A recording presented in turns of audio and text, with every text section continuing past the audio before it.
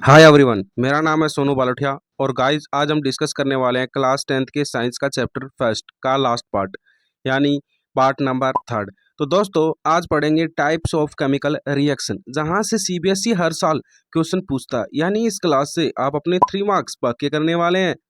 तो चलिए स्टार्ट करते हैं guys. Types of chemical reaction. तो चलिए हम देखते हैं कि केमिकल रिएक्शन कितने टाइप की होती है। फर्स्ट आपके पास कॉम्बिनेशन रिएक्शन, सेकंड आपके पास डीकम्पोजिशन रिएक्शन, थर्ड आपके पास डिस्प्लेसमेंट रिएक्शन, फोर्थ आपके पास डबल डिस्प्लेसमेंट रिएक्शन और फिफ्थ आपके पास oxidation and reduction reaction and sixth आपके पास एक्सोथर्मिक एंड एंडोथर्मिक रिएक्शन। ये आपके पास 6 टाइप्स की केमिकल रिएक्शन होती हैं। तो चलिए डिस्कस करते हैं दोस्तों वन बाय वन। जो आपके पास फर्स्ट टाइप है आपके पास वो है कॉम्बिनेशन रिएक्शन। इसका मतलब होता है दोस्तों रिएक्शन इन विच 2 और more reactants combine to form a single product. तो दोस्तों ये वो रिएक्शन होती हैं जिनके अंदर रिएक्टेंट आपके पास 2 या 2 से ज़्यादा होगा और प्रोडक्ट सिर्फ आपके पास एक बनकर आएगा, यानी कि सिंगल प्रोडक्ट होगा। यानी कि आसान भाषा में मैं ये समझाना चाह रहा हूँ कि रिएक्टेंट की साइड अगर आपके पास 2 या 2 से ज़्यादा कंपाउंड है और प्रोडक्ट की साइड अगर एक कंपाउंड है तो ये आपका किसका एग्जाम्पल होगा? कॉम्बिनेशन रिएक्शन का एग्जाम्पल होगा। इसके कुछ एग्जाम्पल देख लेते हैं दोस्तों। फॉर्मेशन ऑफ सेलेक्ट लाइम, जैसे कि हम क्विक लाइम को वाटर के साथ रिएक्ट करवाते हैं दोस्तों, तो हमारे पास बनकर आता है सेलेक्ट लाइम और साथ में कुछ हीट भी रिलीज होती है। तो हीट तो कोई सब्सटेंस है नहीं, यानी कि रिएक्टेंट के अंदर अगर आप देखोगे तो क्विक लाइम प्लस वाटर यानी कि 2 रिएक्टेंट है और प्रोडक्ट अगर आपके पास एक है सेलेक्ट लाइम। तो मैंने अभी भी डेफिनेशन के अंदर बताया था दोस्तों कि हमारे पास रिएक्टेंट 2 या 2 से ज़्यादा होनी चाहिए। तो यहाँ पे रिएक्टेंट 2 हुआ, कंडीशन सेटिस्फाई हुई। और प्रोडक्ट के अंदर देखोगे तो प्रोडक्ट मैंने बताया था 1 होना चाहिए, तो वो भी कंडीशन सेटिस्फाई हुई। तो ये किसका एग्जाम्पल है दोस्तों? कॉम्बिनेशन रिएक्शन का एग्जाम्पल है।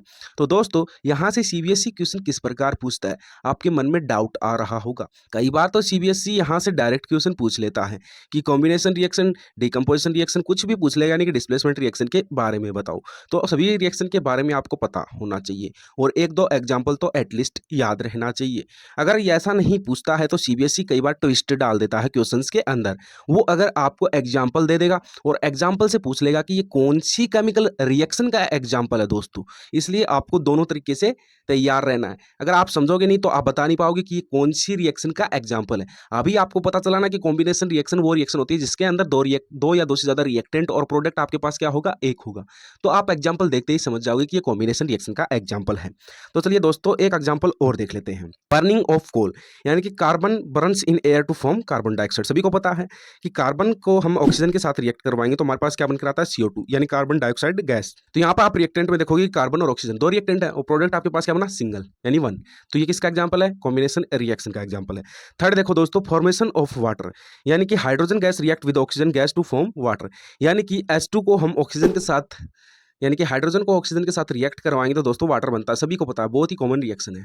तो आपने देखा कि यहाँ पर भी 2 रिएक्टेंट हैं और प्रोडक्ट एक है, तो ये किसका एग्जाम्पल हुआ दोस्तों? कॉम्बिनेशन रिएक्शन का एग्जाम्पल हुआ। चलिए दोस्तों डिस्कस करते हैं second type of chemical reaction, जिसका नाम है दोस्तों डीकम्पोजिशन रिएक्शन। क्या बोलती है reaction? A reaction in which single reactant break down into 2 और मोर प्रोडक्ट। अगर इसके अंदर आपके पास एक नोट है, the decomposition reaction is carried out by applying heat, light और इलेक्ट्रिसिटी। ये नोट क्या कहना चाहता है दोस्तों कि डीकम्पोजिशन रिएक्शन कॉम्बिनेशन रिएक्शन का उल्टा है। वहां पे मैं आपको बोल रहा था कि 2 या 2 से ज्यादा रिएक्टेंट एक प्रोडक्ट बनाएंगे, लेकिन मैं यहाँ पर आपको उल्टा बोलूंगा कि एक रिएक्टेंट आपके पास टूटकर 2 या 2 से ज्यादा प्रोडक्ट बनाएगा। उल्टा हुआ कि नहीं हुआ दोस्तों? आप बोलोगे यस सर। तो अब आप सोचो कि मैं वाटर को कहीं पे रख दूं तो क्या अपने आप हाइड्रोजन ऑक्सीजन के अंदर टूट जाएगा? आप बोलोगे नो सर, कुछ तो करना पड़ेगा, कुछ ऑपरेशन तो करना पड़ेगा। आप बोलोगे यस सर। तो वो ही ऑपरेशन की बात की गई है नोट के अंदर कि हम ऐसे डीकम्पोजिशन रिएक्शन को सीधे नहीं निकाल सकते, यानी कि इसके अंदर हमें कुछ ना कुछ तो ऑपरेशन करना पड़ता है। तो आपके पास 3 ऑपरेशन होते हैं दोस्तों। एक तो आप उसको हीट देकर ब्रेक डाउन करो रिएक्टेंट को। अगर आप हीट देकर ब्रेक डाउन कर रहे हो तो उसको हम बोलते हैं दोस्तों थर्मल डीकम्पोजिशन रिएक्शन, यानी कि उसको एक सिंपल नाम दे दिया है तो डीकम्पोजिशन रिएक्शन कि भाई रिएक्टेंट प्रोडक्ट में टूटेगा। लेकिन अगर उसको हीट देके तोड़ रहे हैं तो उसके आगे क्या लगा दिया? थर्मल। थर्मल का मतलब क्या होता है दोस्तों? हीट होता है। इतनी सी बात आपको समझ में आई होगी। इसी तरीके से अगर मैं उसको लाइट देकर डिकम्पोज करता, यानी कि रिएक्टेंट को प्रोडक्ट के अंदर तोड़ता, तो हम उसको फोटोलाइसिस डिकम्पोजिशन बोल सकते थे। अगर हम इलेक्ट्रिसिटी देकर तोड़ते हैं तो उसको हम क्या बोलते हैं, इलेक्ट्रोलाइसिस। हीट का तो हमने पढ़ ही लिया था, थर्मल। तो मैं सिंपल भाषा में क्या समझाना चाह रहा हूँ दोस्तों, डीकम्पोजिशन रिएक्शन अपने आप नहीं होती है, उसको हमें या तो हीट देनी पड़ेगी, सिंपल भाषा में समझे तो अपने आप नहीं होगी, या तो हीट देनी पड़ेगी, या फिर लाइट देनी पड़ेगी, या फिर इलेक्ट्रिक करंट देना पड़ेगा। यानी कि तीन चीज़ें आपको याद रखनी है। अगर हीट देंगे तो उस डीकम्पोजिशन रिएक्शन को हम क्या बोलेंगे, थर्मल डीकम्पोजिशन रिएक्शन। अगर उसको हम लाइट देंगे तो क्या बोलेंगे, फोटोलाइसिस डीकम्पोजिशन रिएक्शन। अगर उसको करंट देंगे तो क्या बोलोगे, इलेक्ट्रोलाइसिस डीकम्पोजिशन रिएक्शन। ये आपको समझ में आया होगा कि डीकम्पोजिशन रिएक्शन भी यहाँ पर दोस्तों तीन टाइप्स के अंदर बट गई है। तो हम सबसे पहले बात करने वाले हैं थर्मल डीकम्पोजिशन की। तो दोस्तों decomposition reaction carried out by heating, यानी कि मैंने अभी अभी बताया था वही बात इंग्लिश में मैंने लिख दी है। यानी कि डीकम्पोजिशन रिएक्शन वो रिएक्शन जिसके हम हीट से कैरी आउट करते हैं। चलिए एक एग्जाम्पल से समझते हैं। बहुत देर हो गई दोस्तों बसड़ मचाते हुए, एक एग्जाम्पल से समझेंगे ताकि और अच्छी क्लियरिटी आए। तो चलिए देखते हैं। डीकम्पोजिशन ऑफ फेरस सल्फेट, जैसे कि मैंने फेरस सल्फेट को लिया, उसको अगर मैं हीट करना शुरू कर दूं दोस्तों, तो आपके पास वो अपने आप टूटने लग जाएगा। किस किस के अंदर टूटेगा दोस्तों, ferrous oxide plus sulphur dioxide plus sulphur trioxide.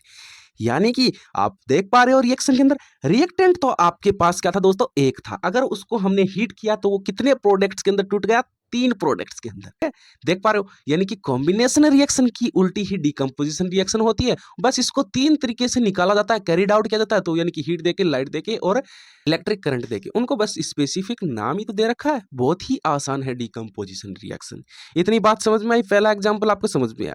एक एग्जाम्पल और लेते हैं दोस्तों, डीकंपोजिशन ऑफ कैल्शियम कार्बोनेट। यानी कि मैंने लाइमस्टोन लिया दोस्तों, जिसका फॉर्मूला होता है CaCO3, उसको हमने हीट करना शुरू कर दिया और वो किसके अंदर टूटा दोस्तों, quick lime plus carbon dioxide gas. तो आपके पास रिएक्टेंट तो एक था लाइमस्टोन, और प्रोडक्ट कितने बनकर आ गए, दो बनकर आ गए, quick lime plus carbon dioxide. आप बोलोगे यस सर। एक एग्जांपल और लेते हैं, decomposition of lead nitrate. Lead nitrate को अगर हम हीट करेंगे तो वो टूटेगा लेड ऑक्साइड और नाइट्रोजन डाइऑक्साइड, जो कि ब्राउन कलर का होता है, प्लस ऑक्सीजन। यानी कि एक रिएक्टेंट तीन प्रोडक्ट के अंदर टूटा। तो ये डीकंपोजिशन रिएक्शन है, ध्यान से सुनना इस लाइन को। एक रिएक्टेंट तीन प्रोडक्ट के अंदर टूटा, यहां पे आप देख पा रहे हो। तो ये किसका एग्जांपल है, डीकंपोजिशन का। लेकिन अगर इसको हम हीट देके ब्रेक डाउन कर रहे हैं तो ये अपने आप किसका एग्जांपल होगा, थर्मल डीकंपोजिशन का। यानी कि डीकंपोजिशन रिएक्शन का तो एग्जांपल है, लेकिन स्पेसिफिक देखिए थर्मल में कौन सी डीकंपोजिशन रिएक्शन है, तो आप क्या बोलोगे, थर्मल है, क्योंकि हीट देते हैं हम यहाँ पर। सभी एग्जाम्पल के अंदर हीट दिया, तो ये सभी किसके एग्जाम्पल हुए, थर्मल डीकंपोजिशन के और डीकंपोजिशन रिएक्शन के भी, दोनों के एग्जाम्पल। क्योंकि थर्मल डीकंपोजिशन ही तो डीकंपोजिशन रिएक्शन का पार्ट है। समझ पा रहे हो आप। तो अगला देखते हैं, फोटोलाइसिस और फोटोकेमिकल डीकंपोजिशन। दोस्तों यहां पर आपको मैंने बताया था कि हम हीट देकर डीकंपोजिशन रिएक्शन करवाते हैं और लाइट देकर। यहां पर बात किसकी आई, लाइट की। When A decomposition reaction is carried out using by light, यानी कि लाइट की मदद से हम डीकंपोजिशन रिएक्शन करवाते हैं, उनको क्या कहते हैं, फोटोकेमिकल डीकंपोजिशन और फोटोलाइसिस डीकंपोजिशन। कोई भी नाम बोल सकते हो इन दोनों में से। तो इसको एक एग्जाम्पल से समझते हैं ताकि अच्छे से क्लियरिटी आ जाए। मैंने लिया सिल्वर क्लोराइड और उसको मैंने सनलाइट के अंदर रख दिया और सनलाइट प्रोवाइड करवाई, तो वो अपने आप दोस्तों टूटेगा, सिल्वर प्लस क्लोरीन। तो ये एक रिएक्टेंट दो प्रोडक्ट के अंदर टूटा, किसका एग्जांपल हो, डीकंपोजिशन रिएक्शन का। और इसको सनलाइट दी तो किसका एग्जांपल हुआ, फोटोलाइसिस और फोटोकेमिकल डीकंपोजिशन। यानी कि इसको लाइट देने थे, फोटोलाइसिस डीकंपोजिशन रिएक्शन का एग्जांपल है। अब बात करते हैं डीकंपोजिशन ऑफ सिल्वर ब्रोमाइड। यहाँ पर सिल्वर ब्रोमाइड होता है, अगर उसको सनलाइट देते हैं तो वो सिल्वर प्लस ब्रोमाइड के अंदर टूट जाता है दोस्तों। तो यहाँ पर वही बात हो गई कि ये सनलाइट देने से एक रिएक्टेंट दो या दो से ज्यादा प्रोडक्ट के अंदर टूटता है, तो उसको हम क्या बोलते हैं, फोटोलाइसिस डीकंपोजिशन रिएक्शन। तो उसका एग्जांपल होगा। अब बात करते हैं इलेक्ट्रोलाइसिस डीकंपोजिशन, जो कि आपका थर्ड टाइप है। Decomposition reaction carried out by using electricity, यानी कि इलेक्ट्रिसिटी की मदद से जो डीकंपोजिशन रिएक्शन कैरी की जाती है, यानी कि निकाली जाती है, उसको हम क्या बोलते हैं, इलेक्ट्रोलाइसिस डीकंपोजिशन रिएक्शन। दोस्तों एक एग्जांपल से समझते हैं, आपके पास वाटर होता है, उसके अंदर हम इलेक्ट्रिक करंट पास करेंगे दोस्तों, तो वो दो चीज़ों के अंदर टूट जाता है। एक होती है आपके पास हाइड्रोजन और दूसरी होती है आपके पास ऑक्सीजन। अगर आपने देखा होगा कि भाई मैंने वही चीज़ समझाना चाह रहा था कि वाटर कहीं पे रख देंगे तो अपने आप हाइड्रोजन और ऑक्सीजन के अंदर थोड़ी ना टूट जाएगा, वो उसको इलेक्ट्रिक करंट पास करवाते तब टूटता है। तो इलेक्ट्रिक करंट पास करवाया तो टूटा, तो उसको क्या बोलोगे, इलेक्ट्रोलाइसिस डीकंपोजिशन रिएक्शन का एग्जाम्पल है। यहाँ पे भी आपने देखा कि रिएक्टेंट तो एक है और प्रोडक्ट दो है, तो इसलिए डीकंपोजिशन रिएक्शन का एग्जाम्पल है। ठीक है, अब हम पढ़ने वाले हैं टाइप्स ऑफ केमिकल रिएक्शन का थर्ड, जिसके अंदर हम पढ़ेंगे डिस्प्लेसमेंट रिएक्शन, जो कि अपने आप में वेरी वेरी इंपॉर्टेंट है सीबीएसई के लिए। तो ध्यान से देखिए दोस्तों, मैं एक आर्टिफिशियल एलिमेंट मानकर आपको समझाता हूं। ए प्लस बी सी मैंने लिया, ए एलिमेंट लिया कोई, प्लस में बी एलिमेंट लिया और सी, और फिर आपके पास प्रोडक्ट में क्या बना, ए सी प्लस बी। अच्छा, आपको पता है कि एलिमेंट और कंपाउंड के अंदर क्या फर्क होता है दोस्तों? नहीं पता तो मैं भी समझाता हूं। मान लो आपने हाइड्रोजन लिया H2, ये अपने आप में एक एलिमेंट है। अगर मैंने H2O लिया वाटर, जिसके अंदर दो एलिमेंट है हाइड्रोजन और ऑक्सीजन, ये कंपाउंड है। आई बात समझ में? ये डिफरेंस होता है। तो वही चीज समझाना चाह रहा हूं कि मैंने कि इस रिएक्शन में देखो, ए ने BC में से B को डिस्प्लेस कर दिया। When a more reactive element displaces another less reactive element from its compound, it is called displacement reaction। मतलब दोस्तों बात ऐसी है कि कोई भी more reactive element less reactive element को रिप्लेस कर दे, उसी को हम डिस्प्लेसमेंट रिएक्शन कहते हैं। अब आपके मन में डाउट ये आया होगा कि कौन सा मोर रिएक्टिव एलिमेंट और कौन सा लेस रिएक्टिव एलिमेंट है। उसके लिए मैं आपके पास एक टेबल लेके आया हूँ और उसके साथ उसकी ट्रिक भी लेके आया हूँ। इस टेबल को देखो स्क्रीन पे, इसकी मैं ट्रिक लेके आया हूँ। इनको आपको सीक्वेंस में याद करना है, यानी कि ऊपर जो है ये मोर रिएक्टिव एलिमेंट है और नीचे आते जाओगे तो ये डिक्रीज होता जाएगा, यानी कि लेस रिएक्टिव एलिमेंट होते जाएंगे नीचे जाते जाओगे तो सबसे पहले मैं इसके लिए ट्रिक लेके आया हूँ। ट्रिक है कैटरीना। कैटरीना किसको रिप्रेजेंट कर रहा है? पोटाशियम को। ने किसको रिप्रेजेंट कर रहा है? सोडियम को। कार कैल्शियम को। मांगी मैग्नीशियम को। एल्टो एल्यूमिनियम को। जैन जिंक को। फरारी आयरन को। फिर भी लेड। High hydrogen. क्यों कॉपर। मिली mercury. Silver silver. Plated platinum. Audi gold. यानी कि ट्रिक क्या थी? कैटरीना ने कार मांगी, एल्टो जैन फरारी, फिर भी हाई क्यों, मिली सिल्वर प्लेटेड ओडी। इसी को मैंने आपको एक्सप्लेन किया इस टेबल के अंदर। तो इस रिएक्टिविटी सीरीज को आपको याद करना होगा अगर आपको डिस्प्लेसमेंट रिएक्शन सीखना है तो। जो आपके पास सबसे ऊपर जो मोस्ट रिएक्टिव एलिमेंट है वो है पोटाशियम, ऊपर देख पा रहे हो, और सबसे लेस्ट है वो क्या है? गोल्ड, यानी कि सबसे नीचे। इसके कुछ एग्जांपल देख लेते हैं दोस्तों, ताकि अच्छे से मोर क्लियरिटी आ जाए। जैसे कि मैं एक एग्जांपल लेता हूँ, आयरन प्लस कॉपर सल्फेट, और आपके पास प्रोडक्ट में बन के आता है ferrous sulphate plus copper metal. तो यहाँ पे आपने देखा कि हमारे पास दो मेटल हैं, आयरन और कॉपर।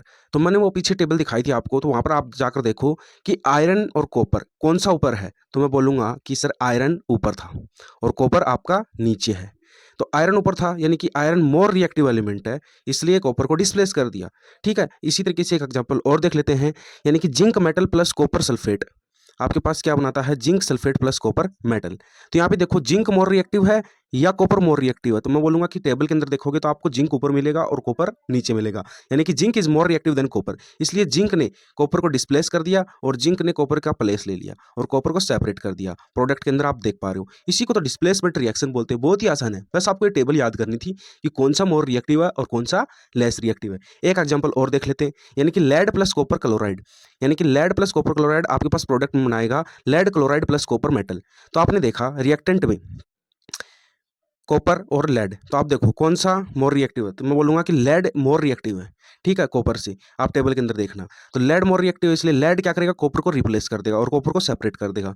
इसलिए प्रोडक्ट में आप देख पा रहे हो कि PbCl2, यानी कि कॉपर को डिस्प्लेस कर और लेड ने अपनी जगह बना ली कॉपर की जगह और कॉपर को सेपरेट कर दिया, यानी कि more reactive displace less reactive element. बार बार यही बात समझा रहा हूँ, डिस्प्लेसमेंट रिएक्शन इस बात पर ही खत्म हो जाती है अगर आपको टेबल याद है तो। क्योंकि आप देखोगे दो मेटल, उन दोनों मेटल में आपको क्या देखना है? कौन सा मोर रिएक्टिव है। जो ज्यादा मोर रिएक्टिव वो प्रोडक्ट में उसको क्या कर देगा? डिस्प्लेस कर देगा और अलग बैठा देगा। वही क्या है? Displacement reaction. बहुत ही आसान भाषा में आपको समझा दिया है। अब आगे बात करते हैं दोस्तों फोर्थ टाइप की रिएक्शन का, जिसका नाम है डबल डिस्प्लेसमेंट रिएक्शन। यहाँ दोनों डिस्प्लेस करेंगे दोस्तों, ऑल्सो कॉल्ड प्रेसिपिटेट रिएक्शन, यानी कि एक आर्टिफिशियल इक्वेशन मानते हैं AB प्लस CD और प्रोडक्ट में आपके पास क्या बनाएगा? AC plus BD। अब इसको पहले तो एक डेफिनेशन से समझते हैं ताकि अच्छे से समझ में आए। The reaction in which two compounds react by an exchange of ions to form two new compounds is called double displacement reaction. यानी कि ये क्या बोलना चाह रहा है कि हमारे पास दो आयन होंगे, दोनों का एक्सचेंज होगा, यानी कि दो डिस्प्लेस होंगे, दो एलिमेंट दोनों डिस्प्लेस होंगे, उसी को तो डबल डिस्प्लेसमेंट कहते हैं। जैसे कि इस आर्टिफिशियल इक्वेशन के अंदर आप देख पा रहे हो कि B है वो D के साथ चला गया, ठीक है, और जो C था वो A के साथ आ गया, यानी कि जो आयंस का एक्सचेंज है उसी को तो क्या बोलते हैं? Double displacement reaction. एक एग्जाम्पल से समझ लेते हैं इसको, sodium sulphate plus barium chloride. Product में आपके पास क्या बनाएगा? Barium sulphate plus sodium chloride. तो यहाँ पे देखा कि जो Na2 यानी कि सोडियम था वो Cl के साथ चला गया प्रोडक्ट के अंदर, और जो बेरियम था वो किसके साथ आ गया? इस सल्फेट के साथ, यानी कि बेरियम जो आपका सोडियम था वो तो चला गया बेरियम को और जो बेरियम था वो सोडियम के प्लेस पर आ गया। कहने का मतलब ये, यानी कि आयंस का क्या हो गया, एक्सचेंज हो गया। यानी कि एक्सचेंजिंग ऑफ आयंस ही क्या है, डबल डिस्प्लेसमेंट रिएक्शन। अब बात करते हैं दोस्तों ऑक्सीडेशन एंड रिडक्शन। ठीक है, हम बात करेंगे पहले ऑक्सीडेशन रिएक्शन की। ऑक्सीडेशन रिएक्शन वो होती है दोस्तों, मैं आपको 3 पॉइंट बताऊंगा इसके। The process in which oxygen is added to a substance, पहला पॉइंट है। इनमें से कोई भी पॉइंट अगर आपको दिखाई दे तो आप बोल सकते हो कि ऑक्सीडेशन रिएक्शन होगी। पहला क्या है कि ऑक्सीजन कहीं पे भी ऐड हो रही होगी तो आप क्या बोलोगे, ऑक्सीडेशन रिएक्शन है। दूसरा, the process in which hydrogen is removed from a substance, या तो ऑक्सीजन ऐड हो रही हो, और दूसरा पॉइंट क्या बोलता है, कहीं पे भी हाइड्रोजन रिमूव हो रही हो तो भी क्या होगा आपका, ऑक्सीडेशन रिएक्शन। थर्ड क्या है, the process in which a substance loose electron, अगर सब्सटेंस इलेक्ट्रॉन को लूज कर रहा है तो भी क्या होगा, ऑक्सीडेशन रिएक्शन। एक एग्जांपल से समझते हैं ताकि अच्छे से समझ में आएगा। कॉपर प्लस ऑक्सीजन को अगर हम हीट करते हैं तो हमारे पास क्या बनता है, ब्लैक कलर का कॉपर ऑक्साइड। यानी कि हमने यहाँ पे देखा कि यहाँ पे क्या हुआ, ऑक्सीजन का लॉस हुआ। देखो, हुआ ना ऑक्सीजन का लॉस, इसलिए क्या बोलोगे कि ये क्या है, ऑक्सीडेशन रिएक्शन है। आपको दिमाग में आ रहा होगा कि ये कॉम्बिनेशन रिएक्शन का भी एग्जांपल हो सकता है। बिल्कुल है जी, क्योंकि यहाँ पे देखो दो रिएक्टेंट और प्रोडक्ट एक है, डेफिनेशन ये बोलती है कॉम्बिनेशन रिएक्शन की। तो एक हम देख लेते हैं कि H2S प्लस Cl2 आपके पास क्या बनाता है, HCl प्लस सल्फर। यहाँ पर देखा कि आपने हाइड्रोजन का लॉस हुआ। भाई एक तो हमने एग्जांपल देख लिया ऑक्सीजन का एडिशन, और यहाँ पे देख लिया हाइड्रोजन का लॉस। अब आगे पढ़ने वाले दोस्तों, रिडक्शन रिएक्शन क्या होती है। तो आपके दिमाग में आया होगा कि जो ऑक्सीडेशन में हो रहा था उसका उल्टा है दोस्तों। 3 पॉइंट याद रखने, यहाँ पे भी तीनों में से कोई भी होगा तो आप क्या बोलोगे, रिडक्शन रिएक्शन हुई है। The process in which hydrogen is added to a substance, वहां पे ऑक्सीजन ऐड हो रही थी, यहाँ पे क्या होगा, हाइड्रोजन ऐड होगी। Second, the process in which oxygen is removed from a substance, अगर सब्सटेंस के अंदर आपके पास ऑक्सीजन रिमूव हो रही होगी तो क्या बोलोगे, रिडक्शन रिएक्शन है। Third, the process in which a substance gain electron, यहाँ पर इलेक्ट्रॉन का गेन हो रहा होगा तो भी क्या बोलोगे, रिडक्शन रिएक्शन है। एक एग्जांपल से समझते हैं, 2Na प्लस एच, प्रोडक्ट में क्या बनाया, 2NaH। यहाँ पर देखा कि आपको हाइड्रोजन का ऐड हो रहा है, तो किसका एग्जांपल है, रिडक्शन रिएक्शन का। चलिए एक नोट पढ़ते हैं। ऑक्सीडाइजिंग एजेंट क्या होते हैं दोस्तों, the substance which gives oxygen for oxidation और remove hydrogen is called oxidising agent. कई बार हम ऑक्सीडाइजिंग एजेंट और रिड्यूसिंग एजेंट यूज करते देखेंगे रिएक्शंस के ऊपर। तो ऑक्सीडाइजिंग एजेंट जो एरो के ऊपर यूज करते हैं तो उसका मतलब क्या होता है, या तो वो ऑक्सीजन को ऐड करे या हाइड्रोजन को लॉस करे। बात वही है, डेफिनेशन ऑक्सीडेशन रिएक्शन की ही। ठीक है, उसकी तरह एक्ट करेगा तो वो ऑक्सीडाइजिंग एजेंट हो जाएगा। अब बात करते हैं रिड्यूसिंग एजेंट की। The substance which give hydrogen for reduction और remove oxygen is called reducing agent. यानी कि जो रिडक्शन के अंदर डेफिनेशन थी वही है, या तो वो हाइड्रोजन को ऐड करे या ऑक्सीजन को रिमूव करे, वो क्या है आपका, रिड्यूसिंग एजेंट। तो सबसे पहले दोस्तों आपका मन में डाउट आता है कि ऑक्सीडेशन और रिडक्शन दोनों एक साथ हो जाएं तो क्या बोलोगे, इस रिएक्शन को हम बोलेंगे रिडॉक्स रिएक्शन। तो रिडॉक्स रिएक्शन क्या होती है दोस्तों, the reaction in which oxidation and reduction take place simultaneously. Simultaneously का मतलब क्या होता है दोस्तों, एक साथ हो, यानी कि ऑक्सीडेशन और रिडक्शन दोनों एक साथ टेक प्लेस कर रहे हो, यानी कि एक साथ हो रहे हो, तो उसको क्या बोलोगे, और रिडॉक्स रिएक्शन। जैसे कि आप यहाँ पर देख पा रहे हो example, copper oxide plus hydrogen आपके पास क्या बनाता है, कॉपर प्लस वाटर। तो आपने देखा कि जो CuO है, यहाँ से आपके पास उतर जाओगे प्रोडक्ट में तो Cu है, यानी कि यहाँ पे क्या हुआ, रिडक्शन हुआ, क्योंकि यहाँ पे क्या हुआ, ऑक्सीजन का रिमूव हुआ। अब देखो H2 और दूसरी ऊपर जाओगे प्रोडक्ट के अंदर H2O, वहां पे क्या देखा आपने, ऑक्सीडेशन, क्योंकि यहाँ पे क्या हुआ, ऑक्सीजन का ऐड हुआ। ठीक है, इतनी बात समझ में आई। ठीक है, इसी तरीके से एक एग्जांपल और लेते हैं, ZnO प्लस सी, आपके पास प्रोडक्ट में क्या बनाता है, Zn प्लस CO। तो आपने देखा रिएक्टेंट में ZnO, ठीक है, और प्रोडक्ट में जाए क्या बनेगा, Zn, यानी कि ऑक्सीजन का लॉस हुआ, यानी कि यहाँ पे क्या हुआ, रिडक्शन हुआ। अब सेकंड एलिमेंट उठाता हूँ, कार्बन।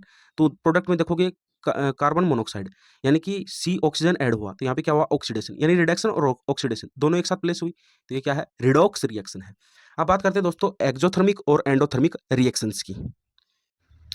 तो इन दोनों रिएक्शन को वन बाय वन समझते हैं दोस्तों। पहले पढ़ते हैं exothermic reaction. The reaction are accomplished by evolution of heat और कॉल्ड एक्सोथर्मिक रिएक्शन।